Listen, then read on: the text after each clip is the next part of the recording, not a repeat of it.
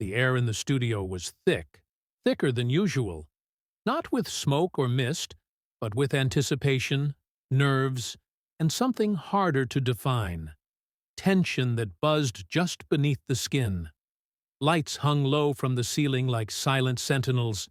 The LED panels glowed crimson and cobalt, casting dramatic shadows across the sleek set. A digital clock ticked above the cameras. 00009. 00008.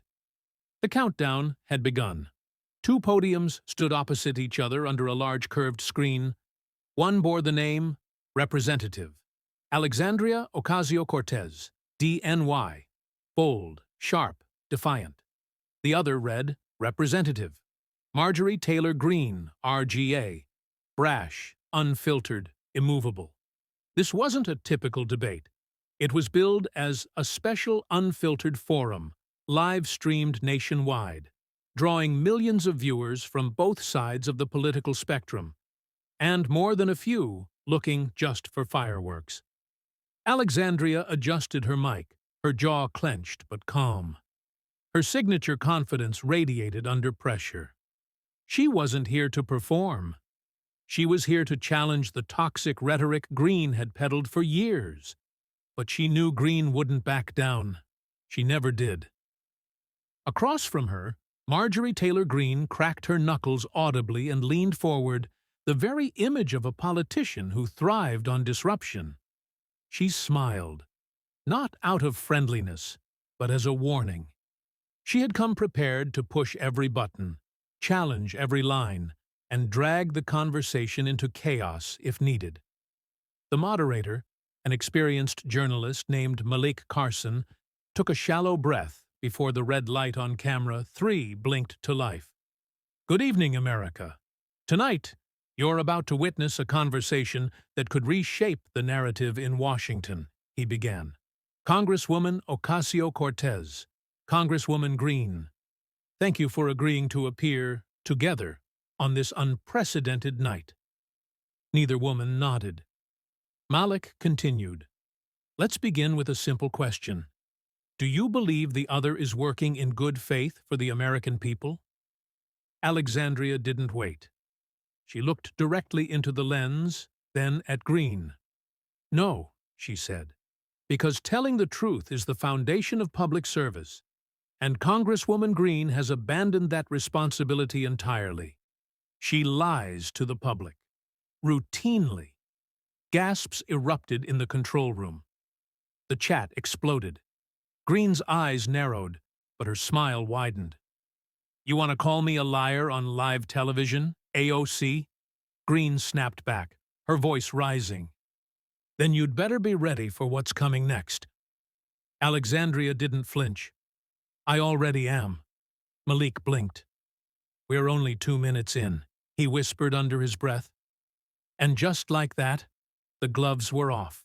The studio lights burned brighter, as if trying to match the rising heat between the two congresswomen. The air felt electric. Not staged, not rehearsed, but alive. The chat feed on the stream scrolled at an unreadable speed, full of fire emojis, question marks, and exploding headlines like, AOC just went nuclear. Marjorie Taylor Greene gripped the edges of her podium. You call me a liar, but you sit on a pedestal built on fantasies, she shot back, her voice sharp as glass. You promised climate justice and deliver socialist lectures from luxury apartments while families in my district can't afford gas. Alexandria didn't blink. She leaned in slightly, microphone catching her breath. Your voters can't afford gas because you keep voting with oil lobbyists, she replied coolly. You scream about freedom, but you use conspiracy to divide, not lead.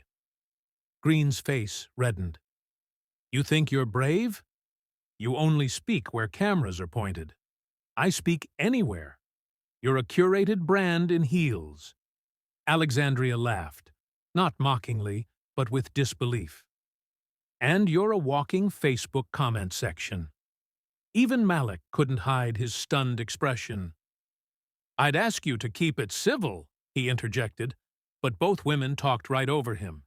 You backed the idea that wildfires were caused by Jewish space lasers, AOC fired. You supported riots in the name of justice that burned cities, Greene roared back. No, I stood with people seeking justice. You stood with insurrectionists. And you stood with Marxists who want to tear down this country. The audience behind the glass in the control booth was now fully on their feet. Staffers froze behind cameras. Producers in headsets whispered frantic instructions. Do we cut to commercial? Number, let it roll. This is the biggest moment we've ever had. Malik raised a hand again. This isn't a boxing match. But it was too late. Greene stepped out from behind her podium, just enough to be seen in full on camera. You don't scare me, she said, pointing straight at Alexandria. You're the reason this country is burning from the inside. Alexandria didn't move. Her tone dropped lower, colder. And you're the match. The entire studio went dead silent. Outside the building, thousands were already sharing the clip. Inside, the room teetered on collapse, or something even more volatile. The silence didn't last. It couldn't. Within seconds of Alexandria's ice-cold reply, "And you're the match," the online world erupted. Twitter's trending page was already flashing. Number AOC versus Greene. Number Live Meltdown. Number Congress Unfiltered. Even major news outlets began cutting into their regular programming to air the broadcast in real time. Back in the studio, the tension mutated into something far more unstable. Greene turned her back for a moment, not to retreat, but to steady herself, to gather momentum like a storm preparing to slam the coast. Then, she turned sharply on her heel, pointing not just at AOC now, but at the camera. You people watching at home, you're being manipulated by her. She talks about climate and kindness, while her policies kill jobs, kill freedom, and make your grocery bill skyrocket. Alexandria's gaze didn't waver. And you weaponize fear, she said softly. You exploit rage. You wear chaos like armor, because truth terrifies you. Greene stepped closer to her podium, fire rising in her voice. You want to be America's conscience. You're a hypocrite in red lipstick pretending to be a revolutionary. Alexandria took a deep breath, controlled, precise, before leaning into the mic. I'd rather wear lipstick than wear shame. That line broke the room. The audience watching from backstage gasped. One of the cameramen whispered, "She didn't just say that." The chat feed went into full meltdown mode, hashtags multiplying like wildfire. TikTok influencers were already stitching clips in real time. Malik, the moderator, attempted to regain control. Ladies, I need to ask you both to... But Alexandria raised her hand calmly. No, Malik, let her finish. Let the country hear what she really believes. Greene sneered. Fine, I'll say it plain. You're a danger to America. And I pray the voters wake up before you turn this place into Cuba. Alexandria responded, no longer calm, but still composed. You're afraid of a future you can't control. You don't want America to evolve. You want it to retreat. And that's not leadership. That's cowardice. The words hit like thunder. Even Malik couldn't speak. The entire studio now felt like it was floating in a vacuum, breathless, suspended in the middle of a storm of words. No one knew what would happen next, but everyone knew something historic was unfolding. And neither woman was backing down. The studio lights burned hotter now. The moderator, a seasoned journalist named Lila Reyes, was barely keeping the two women within the frame, both figuratively and literally. Alexandria Ocasio-Cortez leaned forward in her chair, voice sharp but unwavering. People are tired of being lied to, Marjorie, AOC said, her tone cutting through the air like a scalpel. And frankly, your entire campaign is built on misinformation and fear. Marjorie Taylor Greene scoffed, flipping through a stack of printed tweets she had brought as props. You mean people are tired of hearing the truth you don't want them to know? I came prepared, and I'm not afraid to show this country who you really are. The screen behind them flickered as Greene gestured to the control booth to cue graphics, memes, tweets, headlines. AOC didn't flinch. In fact, she stood, not in anger, but in precision. You want a war of quotes? AOC asked. Fine, let's remind the viewers of your greatest hits. Like the time you questioned the legitimacy of a mass shooting survivor's grief on national television, or when you said Jewish space lasers caused wildfires. Gasps filled the studio. Even the camera operator adjusted the zoom. Greene's eyes narrowed, lips twitching into a controlled smirk. Keep going, Alexandria. You think you're winning, but you're just reminding America how afraid you are of strong conservative women. I'm not afraid, AOC said, voice calm now. I'm just no longer silent. Behind the scenes, the network's control room went into emergency protocol, producers whispering, execs pacing. Social media was already ablaze. AOC's Greene was trending in 3 countries. Back on set, AOC turned to the audience, who had been instructed to remain quiet, but were visibly reacting. Muffled gasps, stiff posture, hands over mouths. Truth, she said, should never need to shout. But today, I'll make an exception. With that, she reached into her blazer pocket and pulled out a printed copy of a congressional ethics complaint. Greene's smile vanished. Lila Reyes leaned forward with a half-whispered, Congresswoman, are you submitting this live? AOC nodded. Right now. The tension broke open like a snapped cable. Greene slammed her papers down. You think this intimidates me? You just declared war. And you, AOC said, steady as a metronome, just proved why I had to. Lights dimmed momentarily as the control booth prepared for a commercial break. But viewers at home had already seen enough to flood every platform with a single urgent thought. This isn't politics anymore. This is personal. The studio was no longer just a debate stage. It had become an emotional battlefield. The air between Alexandria Ocasio-Cortez and Marjorie Taylor Greene was sharp with tension, like a taut wire ready to snap.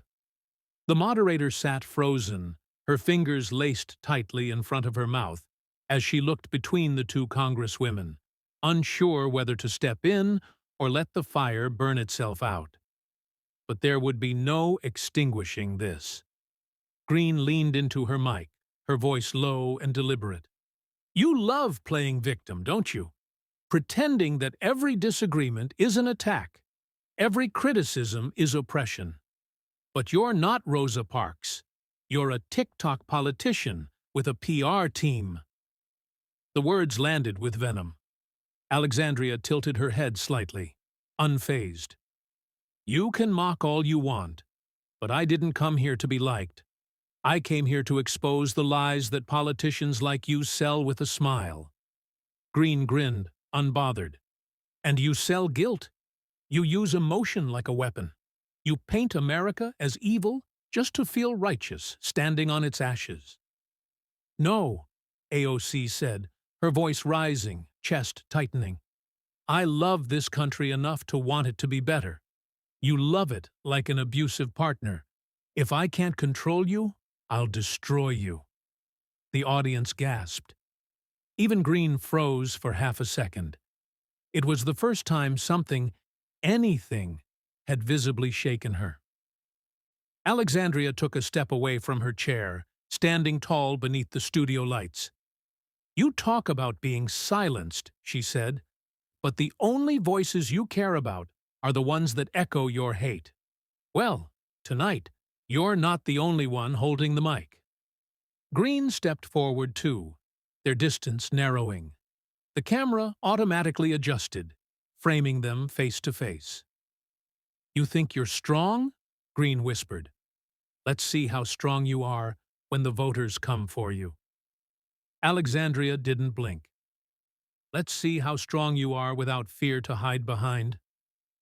The studio's silence was broken only by the frantic typing of social media interns backstage.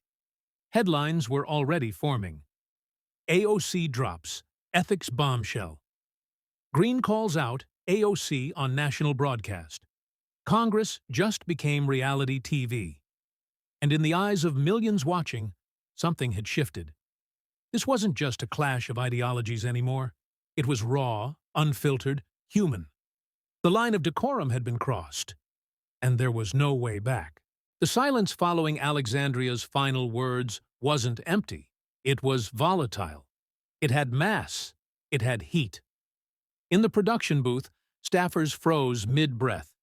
Some instinctively moved toward the cut feed switch, but no one dared press it.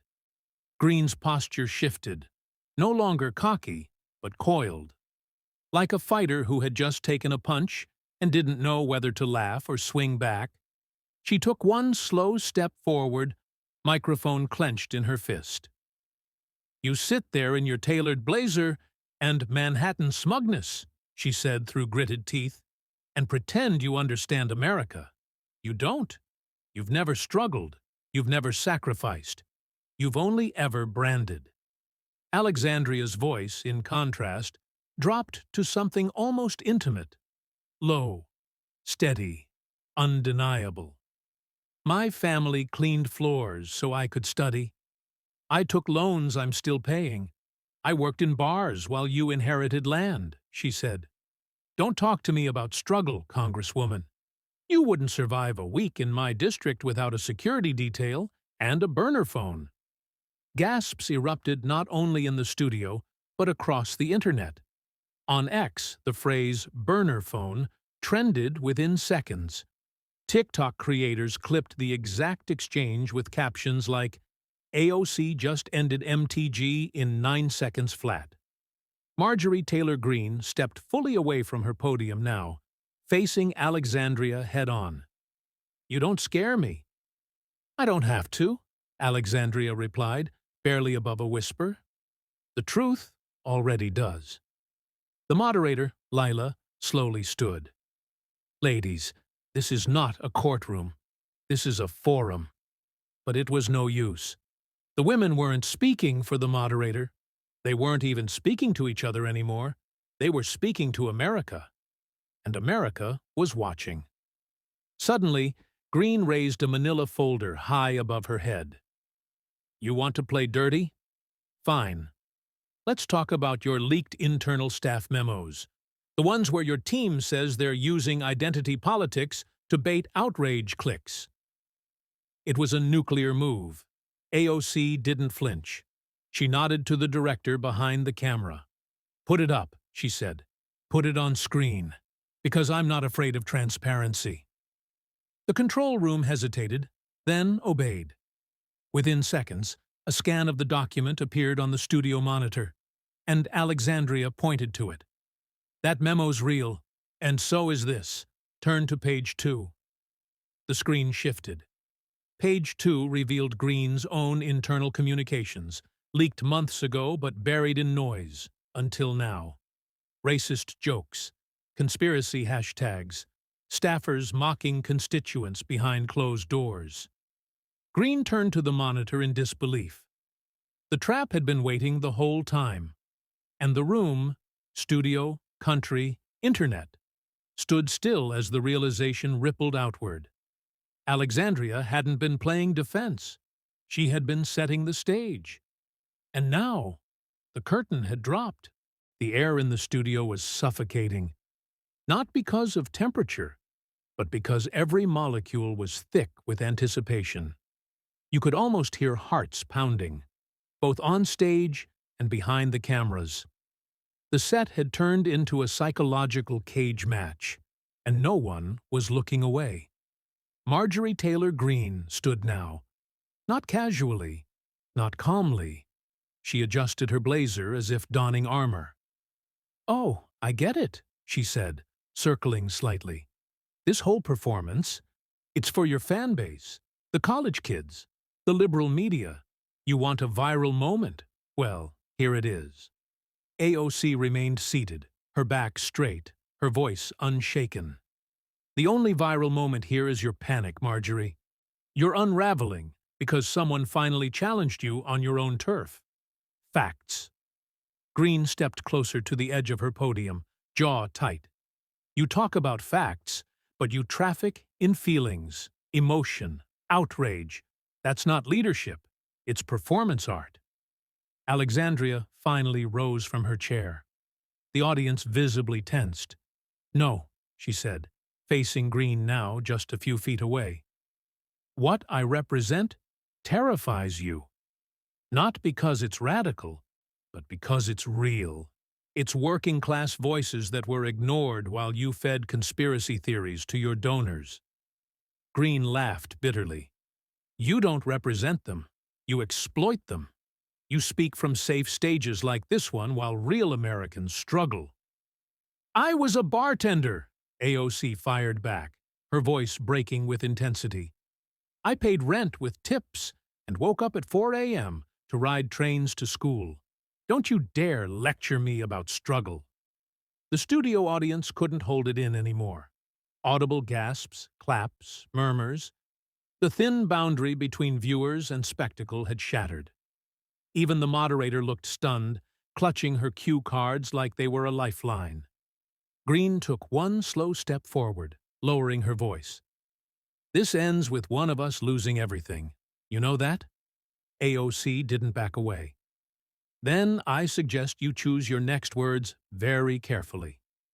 For a beat, nothing moved. Not the cameras, not the lights, not the people. Even time itself seemed to pause, as if the world were holding its breath, waiting to see whether this would end with words or something worse. And that was when the control booth whispered into every headset, "We just passed 12 million live viewers." The silence inside the studio was no longer just silence. It was loaded, heavy, a vacuum waiting to be filled with something explosive. And Marjorie Taylor Greene didn't disappoint. She stepped even closer, so close that the camera had to pan out to keep both her and Alexandria Ocasio-Cortez in frame. Her jaw clenched, her voice now a growl coated with contempt. "You don't love America," Greene said, pointing at AOC. "You love the attention, the headlines. You love playing a revolutionary in designer shoes while real patriots bleed for this flag." Gasps, audible, sharp. Even the camera crew shifted uncomfortably. AOC inhaled slowly, held it, and then let it go with the force of someone who had heard enough. "I love this country," she replied. "Enough to fight for the people you leave behind, while you wrap yourself in a flag you only remember when cameras are rolling." The audience was stunned. A low rumble of murmurs moved through the crowd like a rising tide. The moderator's eyes were wide. Her next question died on her lips, but Alexandria wasn't done. She pulled a folded letter from her jacket. Not from a staffer, not a press prop. A handwritten note. "This is from a 14-year-old girl in Atlanta who said she was called a terrorist in her classroom after you repeated lies on national television." She held it up. "You don't just traffic in conspiracies, Congresswoman. You manufacture fear. And kids are paying the price." Marjorie stepped back. For the first time, her face faltered, a crack in the armor. "I won't apologize," she muttered. "I speak the truth." "You speak poison," AOC said firmly, walking back to her seat, "and it's time someone called it by its name." The studio was still. Utterly still. Then, a slow clap. It started with one audience member, then another. Then a ripple until the entire room, silent just moments ago, erupted into thunderous applause. The moderator finally spoke. We're going to take a break." But the internet didn't. Clips exploded across every platform. AOC dismantles Greene on live TV. Letter from a teen shakes the chamber. 12 million watched, and we'll never forget. Outside the studio, cameras began to swarm. Commentators lined up with their takes. But inside that room, everyone knew they'd witnessed a moment. Not staged, not scripted, but seismic. And as Alexandria quietly folded the letter back into her jacket, one final graphic appeared on screen. 2 minutes never felt longer. Backstage, the production team moved like they were handling explosives. No one raised their voice. Every whisper was calculated, every movement choreographed around tension so thick it felt like it might shatter into a million viral headlines. Back on the stage, Alexandria Ocasio-Cortez sat quietly, the crumpled letter resting beside her elbow. Her gaze wasn't on Greene anymore. It was on the floor, as if grounding herself, anchoring her voice in something deeper than a political clash. Marjorie Taylor Greene, by contrast, was still standing, fists clenched by her sides, breathing sharp. A staffer approached, but she waved them off without a word. Her face was unreadable, rigid, focused, dangerous. The moderator returned to her seat and tapped her mic. "We're live in 5, 4... As the feed returned, millions leaned in. The studio lights flared back on. "Welcome back," the moderator said, her voice steadier than she felt. We just witnessed a very emotional exchange. Congresswoman Greene, is there anything you'd like to clarify?" Marjorie turned to the camera directly. "Clarify? Number America heard me. They saw her too. And now they can decide which one of us they believe." She didn't blink, didn't soften. She doubled down. But AOC spoke before the moderator could pivot. "You're right about one thing," Alexandria said softly. "America did see us. And when history writes about tonight, it won't be about your slogans or my anger. It'll be about the moment a young girl's voice was finally louder than political noise." She placed the letter in front of the camera. "This is who I serve." The audience was quiet, not stunned, listening, really listening. And outside, the country was ablaze. The hashtag number sign, Letter on Live TV, hit #1 globally. News sites had emergency panels on standby. Donors on both sides launched spontaneous fundraisers. And teens, inspired by the letter, began sharing their own stories. From New York to Nashville, from LA to rural Kentucky. The moment transcended party lines. It pierced the static. Political strategists were already calling it the AOC moment. Marjorie's camp labeled it media theatrics. But in homes across the nation, families debated over dinner tables. Cafes turned TVs up. Even high schools discussed the segment during civics classes the next morning. It was no longer about Alexandria versus Marjorie. It was about truth versus noise, impact versus intention. And the whole world was watching. The final segment opened not with a word, but with a close-up. The letter, slightly creased, its childish handwriting blown up on a full-screen graphic behind the stage. No dramatic music, no narration, just the silence of a country staring at a 14-year-old's fear turned into ink. When the camera returned to the studio, neither woman spoke first. Marjorie Taylor Greene sat still, her fingers tapping an anxious rhythm on her knee. Her usual fire had simmered into something colder. Calculation. Damage control, maybe. Or the wait for reinforcements.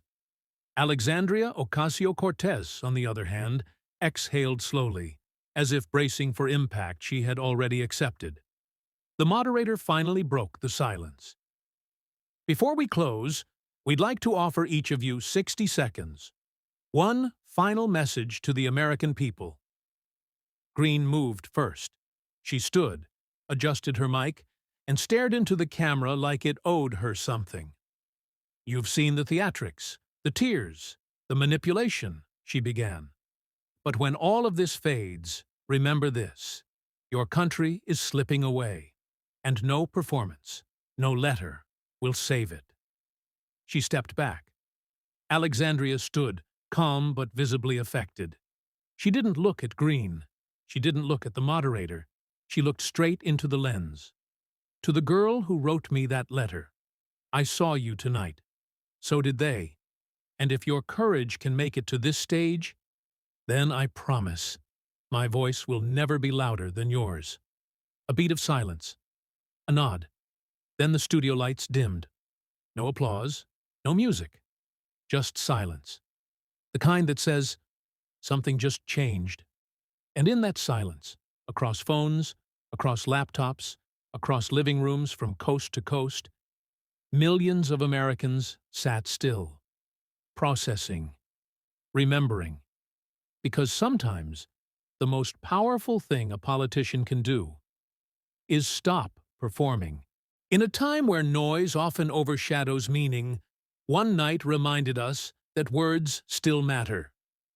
What began as a debate between two political firebrands became a defining moment for a nation, not because of who shouted the loudest, but because of who listened.